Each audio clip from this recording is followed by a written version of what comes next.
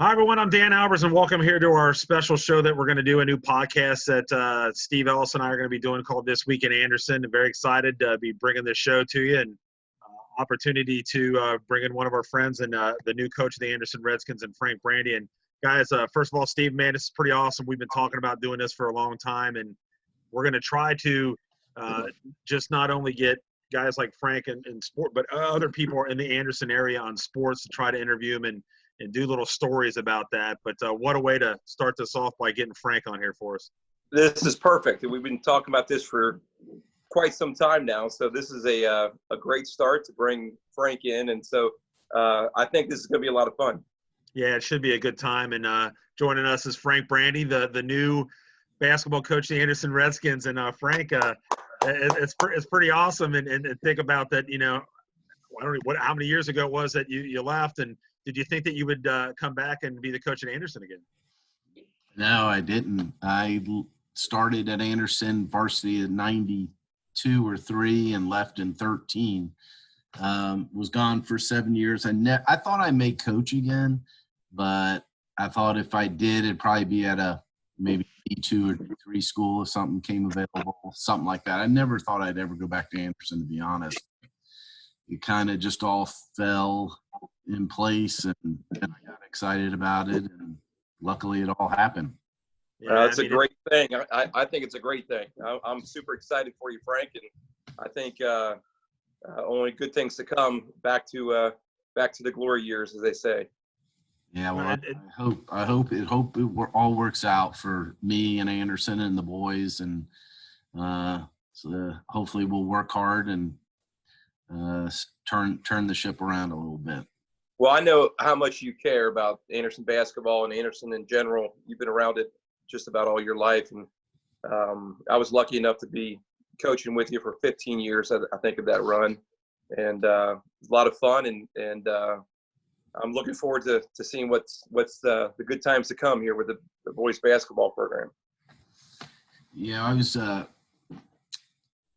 was thinking back. My first year at Anderson was 79, I believe, as a student. I was going to games back in the mid-'70s when Reed and Dotson and Becker and Galbraith were playing. And so, yeah, Yep.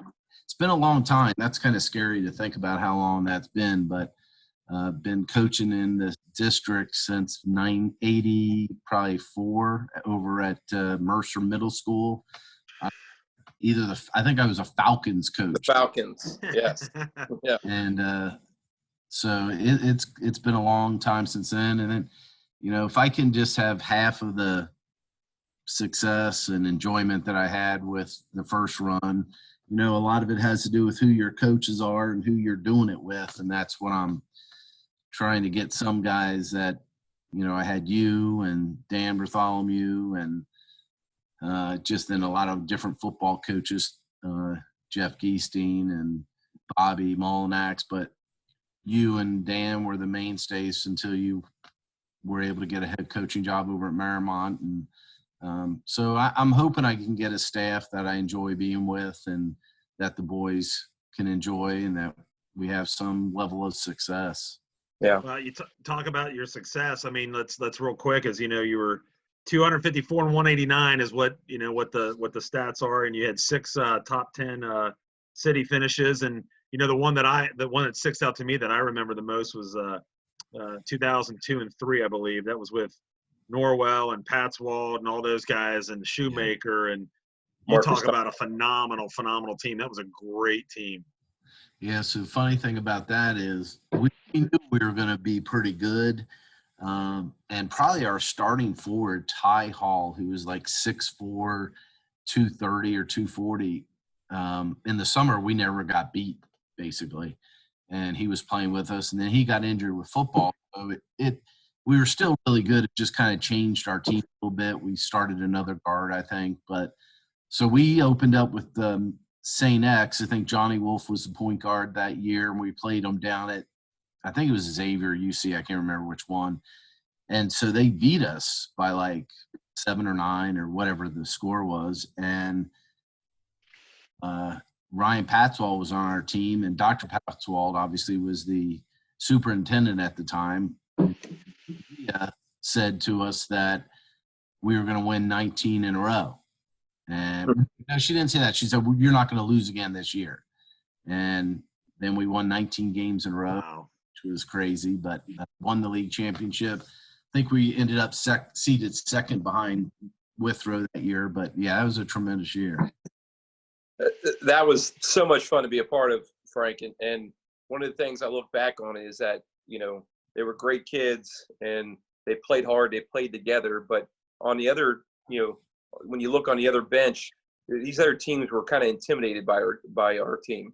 And, in lots of ways, and, it started with Chris Norwell. But, you could just see the swagger and the intimidation factor that Anderson had. And that's what, probably most excites me about, what's the next few years to come. Now, I know Chris Norwell's not there playing still, but hopefully you can get some of that respect back. Yeah, I'll tell you, it's those teams. You name all these guys, and we don't even mention Dan and Palzeri. I was getting ready to say that. Just an unbelievable high school player. Yeah. So yeah, we had a lot of talent, and obviously you got to have some players to win.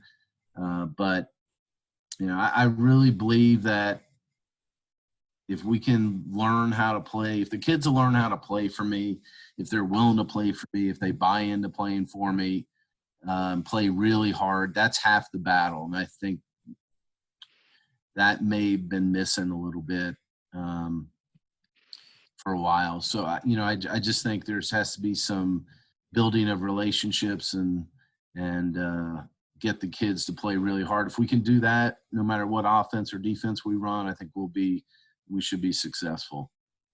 Do you think that team that you had that was really good, did you see any similarities to when you played in 80, 81, 82, that year when you guys were back-to-back champs in the the Hamilton County American League? See any kind of similarities to that? Because think about that with what you've had, coaching and having that run as a player and then as a coach, that has to be pretty special too. Yeah, well, I'll throw a stat at you. Since 1956, there's been 3 league championships at Anderson High School in basketball, 3. Wow. Now, truthfully, in 1955, there was 1. But since 1956, there's only been 3 league championships in Anderson basketball, and that was 81, 82, 80 years, 82, and then 2003. Wow. So that's not a good thing necessarily, but it just tells you kind of like what's hard. Yeah, it's just hard. You're a Division I school.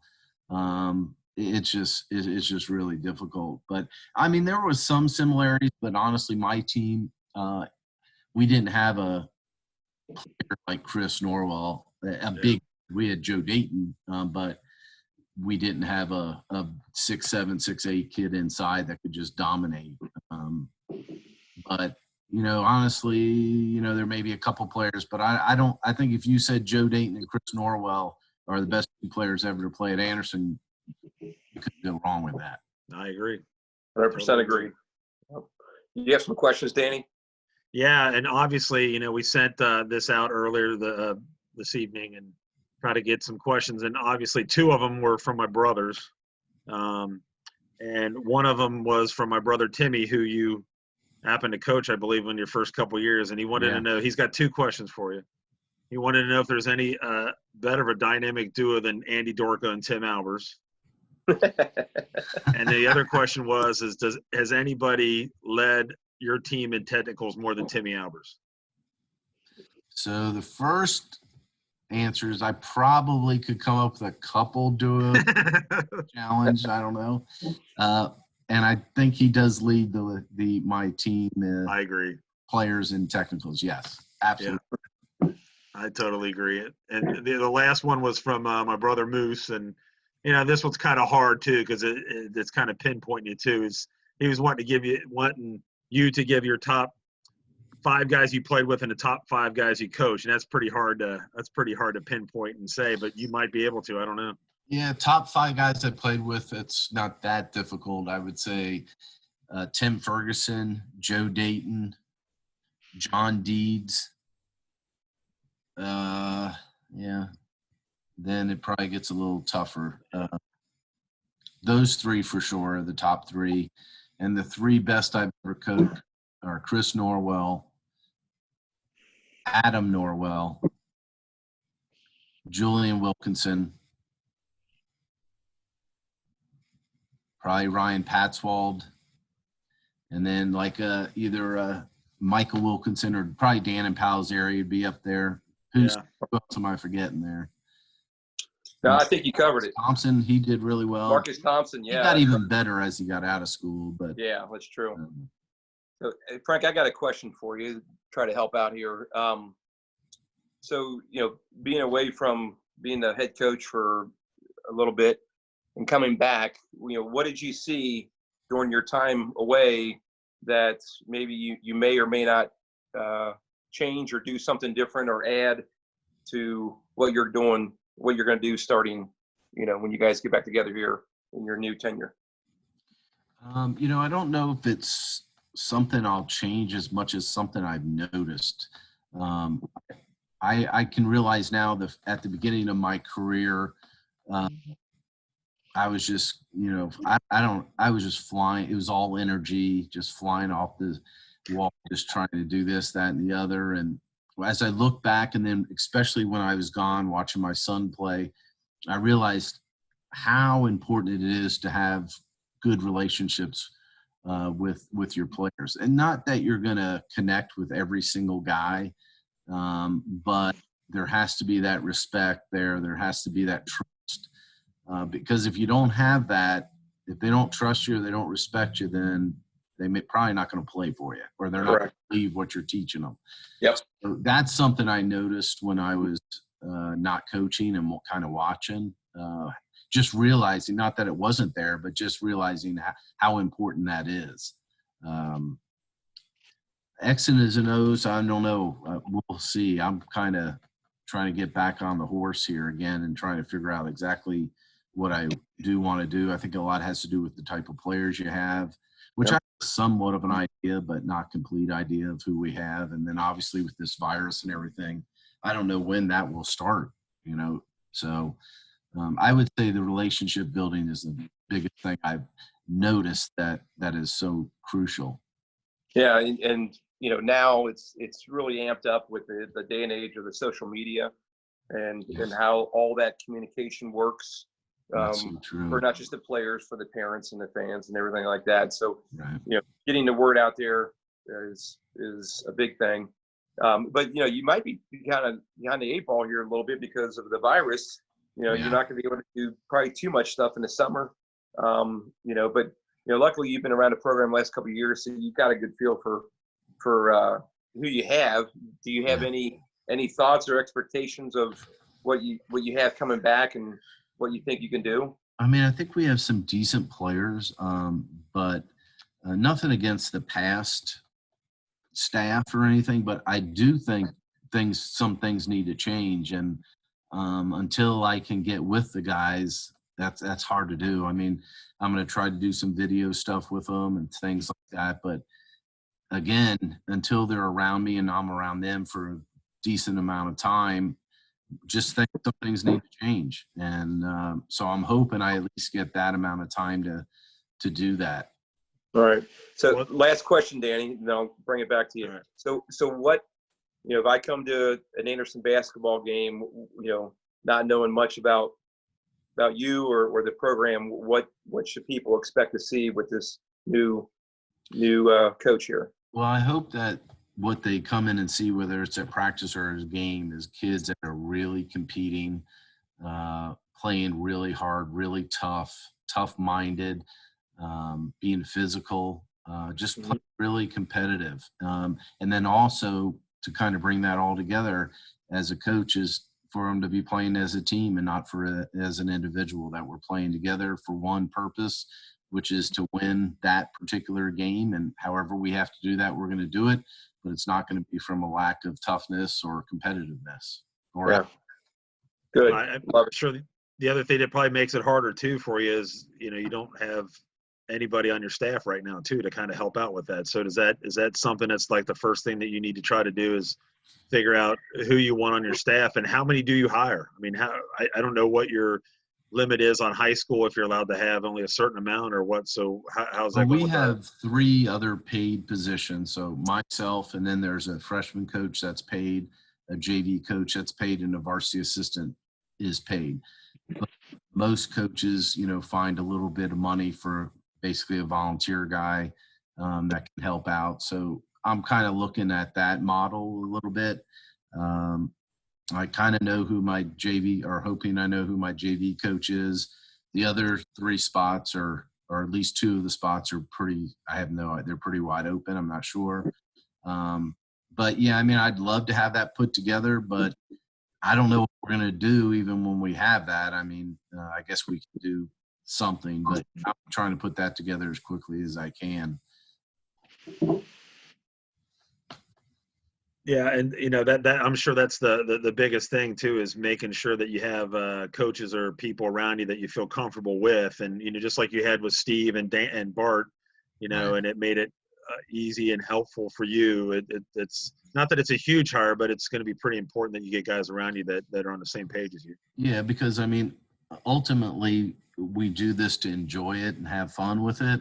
But honestly, with Steve and Dan especially, um, not only did I have their friendship and that we were having fun, the most important thing, and I don't say this lightly, is you have their trust and they have your back, and that, and you don't have to worry about them. You're all working in the same direction. Everybody's going in the same direction. So if I can find something close to that, I'll be really happy. That's what I'm looking for, and it's probably not going to happen like that. But if I can just get some people together that everybody wants to go in the same direction and do what for Anderson basketball, and have the same goals as I do, that's really important. You got to love that your athletic director, Chris Newton, I'm telling you what, top-notch athletic director in the city of Cincinnati, and it's got to help having him and then Zach McCormick too, 2 guys that are just all about the program and all about the kids, and to work for guys like that is pretty special. Yeah, I can honestly say I'm glad I got the job, but I would say this regardless is, Chris Newton is a tremendous person and tremendous athletic director. All about the kids. I think he supports his coaches, and Zach McCormick, who I just got to know this year a little bit. He has just been tremendous, especially lately. Been very supportive of me. And so, that's a really good feeling when you have guys who are doing a great job and that they're, 100% behind you, and makes your job a little bit easier, a lot easier. Absolutely. And both of those boys, I tell them, both of them came from Turpin. So Turpin things well. We'll give him a pass. Yes, That's exactly. funny. Exactly. So what's the first play you're going to put in? Rocky Top, or what are you putting in? Probably going. What play we're putting in first? Michigan. Michigan, that's right. Michigan's got to go in first. It works. It does. It does. So Frank, tell us a little bit about what your son Michael's been up to. He played at Anderson, and what's he doing now? So Michael went to University of Kentucky as a freshman in the fall last year, and he's doing really well. He joined a fraternity, Phi Sig something. Uh-oh. And he's doing well there. He's doing well with his grades. He's not too happy of a camper. He had to come home early because of the virus, so he was upset about that. He just finished his online classes Wednesday, and he's working at one of those, not Uber Eats, but whatever it is that delivers food, and he's doing that and trying to stay busy. And the re-entry from college to home was interesting. I bet. So what do you know how do you, do you even attempt, or do you know what your schedule's like already, or how do you it's funny because I just I didn't. Newton, he sent me something about a freshman kid that may not be able to. He's taking a trip that got canceled. Blah blah blah. But he attached the schedule, and I kind of briefly looked over it. So this year we have, let me get this right, 10 teams in the league. So if you played everybody twice, obviously you play 18 games and then have 4 non-league games. But what they did is you play 7 teams twice and 2 teams once. I don't know how that works out or how that rotates, but this year we play everybody twice, but we only play Loveland once and we only play Milford once. And then we have 6 non-league games. I know it's McNick, New Richmond, Harrison, Western Brown, and then 2 others that I can't. Indian Hill still on there? Who? Oh, Withrow. We're playing Withrow again. Withrow? Yeah. What about Indian Hill? Are they on there again? I don't think we are. No? I think that may be off. Okay. Be wrong about that though. But a lot of these non-league games were already scheduled before, right? They just had to get rid of a couple. So we play 16 league games. Wow. Which is I don't know how they came up with that, how you don't play everybody twice, but that's what they did. So that could be really unfair. I mean, but for anyone, depending on who they're playing once or twice, right? The schedule could be a lot harder or a lot easier. Yeah. That could be a factor. Yep. No doubt. Is it going to be 2 divisions or just 1 big division? I think it's just 1 big division. Yeah. Really? That's interesting. Yeah. I wasn't paying as much attention to that as I should have when they were doing it this winter. Coach DeLaTelle was talking about it. They were voting who wanted 2 games, 18 league games, and who wanted 16. And I think we were on the 16 side. So I think they went with. You got to play when Woods comes back in the league. Yeah, it's perfect timing. Yeah, I saw him play last year too. They're pretty good. Yeah, it'll be interesting to see Andre Tate, who I had some experience with at Cincinnati State. So it'll be good to see him. I think he's still the coach, right? I didn't know that's who that was at the time, but I told Steve that I was impressed with how they played. They were pretty control and organized, and they were pressing and everything. But they were pretty well-oiled machine. Yeah, I'm sure they will. But they're a good guy, good coach. I can't wait to see him when he comes in. But I'll tell you what, I know Steve and I are pretty excited for you to be the coach, and then hopefully these won't hit some of the times that he has. Right. Because we'll be going to Steve's games. I know you go to a lot of his games too, and absolutely. So hopefully we'll be able to go back and forth between each game. It looks like we'll have pretty busy schedules during the winter. Yeah, it'll be fun, and obviously Coach Ellis has it rolling up there on the hill, and hopefully that will continue. But I try to get to many of those as I can. It's become a lot of fun to go watch. It definitely is, and I'm sure we'll try to. When you get a chance to go see the Coach of the Year, you got to go see it. That's exactly right. You have to. You have to. And that's why you're getting some of these recruits coming in now. They come to watch them. They've been on TV a couple times on Channel 5. That's right. And, starting to get that publicity there. A lot of pub. Yeah, they're big time. So we'll have to, we'll try to get some more things with both you guys during the year. We'll try to do more of these podcasts during the season and talk about some of the players, Frank, with you, some of the kids. We'll try to get them on. We actually will have something set up where we can actually have them call in and we can do an interview with them. Cool. Awesome. So we'll try to do that for both you guys, for just not just for Frank, but also for you, Steve. So it's kind of neat. We'll see how this podcast goes. That's going to be cool that you guys have this.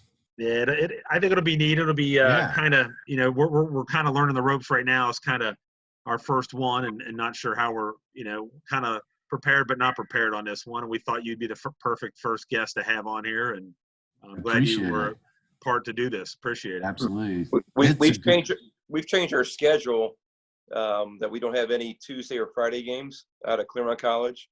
So because of Sammy, but now it works out even more because you're there. Yeah. So we won't be able to overlap and That's cool. have to miss any games. So yeah. So you're that works. mostly what, Wednesday, Saturdays, or? Yeah, a lot of Saturdays, and then it's A lot kind of of Saturdays. throughout the week, but no Tuesdays or Fridays. What about Cool. Sundays? I think we do A lot have a of Sunday. Sundays. Do you? Yeah. Okay. Now it'll be good. Now I'm excited. I can't wait to be a part of those games, and I'll have to start making. My wife will not like me anymore now because I'll be spending my Tuesdays, my some Wednesdays, and all my Saturdays and Fridays at Anderson and UC Claremont. So Well, she's now not you gonna have like that new groomed beard. Is that why you have that on? That's exactly right. This is Okay. my Corona beard. I'm not getting rid of it until this is over. All right. Now, but Looks guys, I good. appreciate it. All right. Thanks, Yeah. guys. Steve. Frank, good luck to you. All right, man. Thanks. All right, Hey, guys. Dan. Well, so for the Dan Albers and Steve Ellis and Frank Brandy, you've been watching our first ever this week at Anderson, and we'll try to catch you. We're going to try to do this every week, so maybe we'll do it next week, and if not, we'll do it the following week. So have a good night, everybody.